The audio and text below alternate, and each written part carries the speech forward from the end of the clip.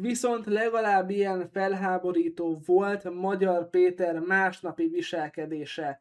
Mivel a másnapi megemlékezés után, amin ugye a Mi Hazánk is részt vett, Magyar Péter politikai támadásra használta fel a roma holokauszt emlékét, mikor a parlamentben Toroczkai László teljesen jogos kritikájára a köztársasági elnök és annak kiválasztási folyamata kapcsán válaszolt. Magyar Péter ugyanis a válaszában holokauszt túlélők visszaemlékezéseit olvasta fel, majd azt mondta Toroczkainak, hogy amíg nem kérnek bocsánatot, addig nekik, vagyis a Tiszának nincs velük, a Mi Hazánkkal dolguk. Ilyen alattomos választ még Magyar Pétertől sem vártam.